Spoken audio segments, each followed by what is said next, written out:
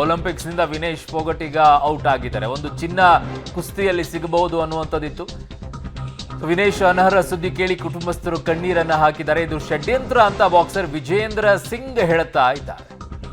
ವಿನೇಶ್ಗೆ ಕಾಲಾವಕಾಶ ಕೊಟ್ಟಿಲ್ಲ ಅಂತ ವಿಜೇಂದ್ರ ಸಿಂಗ್ ಈಗ ಅಲ್ಲಿ ಆರೋಪವನ್ನ ಮಾಡುತ್ತಾ ಇರೋದು. ವಿವಾದದ ತನಿಖೆಗೆ ವಿಪಕ್ಷ ನಾಯಕರು ಕೂಡ ಆಗ್ರಹಿಸ್ತಾ ಇದ್ದಾರೆ.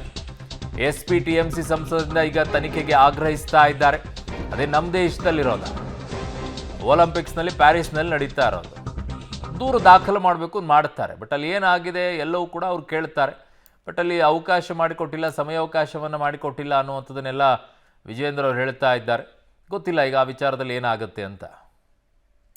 ನನ್ನ ಸಹೋದ್ಯೋಗಿ ಈಗ ಶಬೀರ್ ಇದ್ದಾರೆ. ಶಬೀರ್, ನಮಗೆ ದೂರನ್ನ ದಾಖಲು ಮಾಡೋದನ್ನ ಹೊರತುಪಡಿಸಿದ್ರೆ ಬೇರೆ ಏನು ಆಪ್ಷನ್ಸ್ ಇದೆ ಇವಾಗ?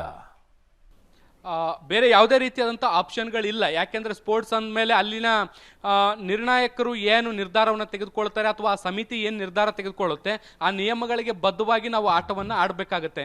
ಈಗ ಅಲ್ಲಿಯ ನಿಯಮಗಳ ಪ್ರಕಾರ ಅವರನ್ನು ಡಿಸ್ಕ್ವಾಲಿಫೈ ಮಾಡಿರುವಂಥ ಹಿನ್ನೆಲೆಯಲ್ಲಿ ಅದನ್ನು ನಾವು ಒಪ್ಕೊಳ್ಬೇಕಾಗತ್ತೆ.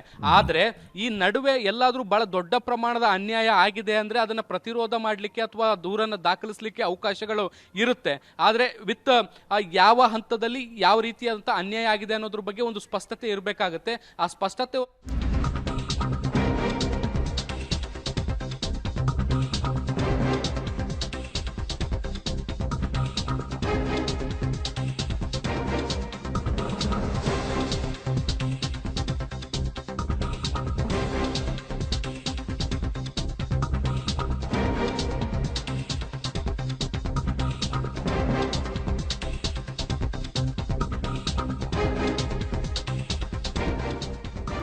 ತೂಕ ಇಳಿಸಲು ರಾತ್ರಿ ಎಲ್ಲ ಕಸರತ್ತನ್ನ ಮಾಡಿದ್ರು ವಿನೇಶ್ ಫೋಗಟ್. ಬಟ್ ಆಸ್ಪತ್ರೆಗೆ ಈಗ ದಾಖಲಾಗಿದ್ದಾರೆ. ಅನರ್ಹ ಸುದ್ದಿ ತಿಳಿತಾ ಇದ್ದಂತೆಯೇ ಆಸ್ಪತ್ರೆಗೆ ದಾಖಲಾಗಿದ್ದಾರೆ.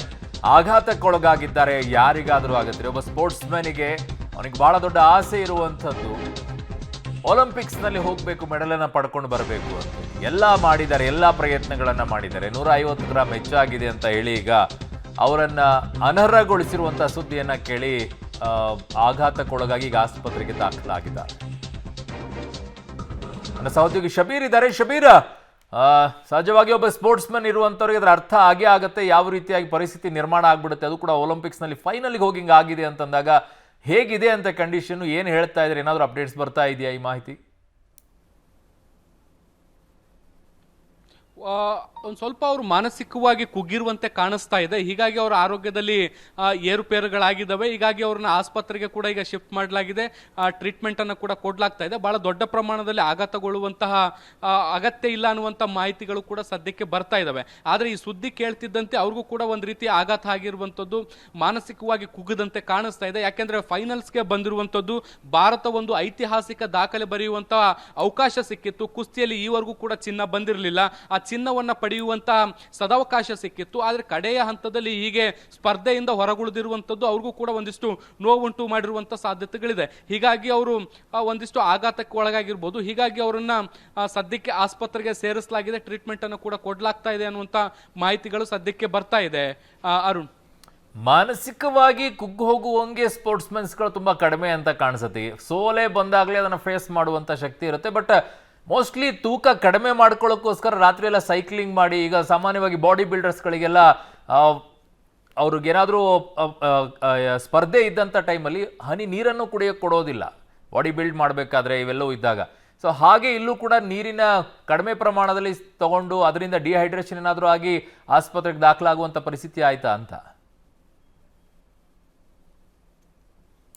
ಖಂಡಿತವಾಗ್ಲೂ ಅದನ್ನು ಕೂಡ ತಳ್ಳಿ ಹಾಕುವಂತಿಲ್ಲ. ಇಲ್ಲಿ ಗಮನಿಸಬೇಕಾಗಿರುವಂಥದ್ದು ಏನು ಅಂದರೆ ಅರುಣ್, ಟೋಕಿಯೋ ಒಲಿಂಪಿಕ್ಸ್ನಲ್ಲಿ ವಿನೇಶ್ ಫೋಗಟ್ ಅವರು 53 kg ವಿಭಾಗದಲ್ಲಿ ಸ್ಪರ್ಧೆಯನ್ನು ಮಾಡಿದ್ರು.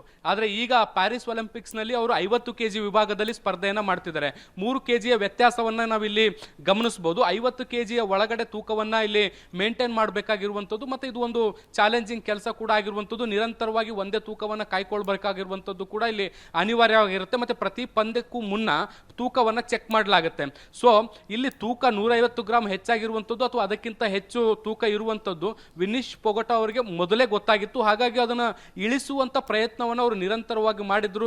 ರಾತ್ರಿ ಎಲ್ಲ ಸೈಕ್ಲಿಂಗ್ ಮಾಡಿದ್ರು, ಎಕ್ಸಸೈಸ್ಗಳನ್ನು ಮಾಡಿದ್ರು. ಹೀಗಾಗಿ ಅವರು ಸ್ಟ್ರೆಸ್ಗೂ ಕೂಡ ಒಳಗಾಗಿರುವಂಥ ಸಾಧ್ಯತೆಗಳನ್ನು ಕೂಡ ನಾವು ತಳ್ಳಿ ಹಾಕಂತಿಲ್ಲ. ಅಥವಾ ಓವರ್ ಎಕ್ಸಸೈಸ್ ಕೂಡ ಆಗಿರುವಂಥ ಹಿನ್ನೆಲೆಯಲ್ಲಿ ದೇಹ ಹೆಚ್ಚು ದಣದಿರುವಂಥ ಸಾಧ್ಯತೆಗಳನ್ನು ಕೂಡ ನಾವು ಇಲ್ಲಿ ನಿರೀಕ್ಷೆ ಮಾಡ್ಬೋದು. ಹೀಗಾಗಿ ಅವರಿಗೆ ಆಸ್ಪತ್ರೆಗೆ ದಾಖಲು ಮಾಡುವಂಥ ಕೆಲಸವನ್ನು ಕೂಡ ಈಗ ಮಾಡಲಾಗಿದೆ.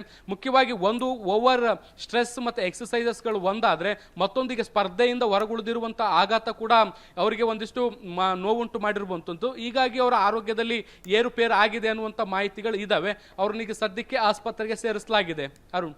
ಓಕೆ ಶಬೀರ್, ನಿಮ್ಮೆಲ್ಲ ಮಾಹಿತಿಗೆ ಧನ್ಯವಾದಗಳು.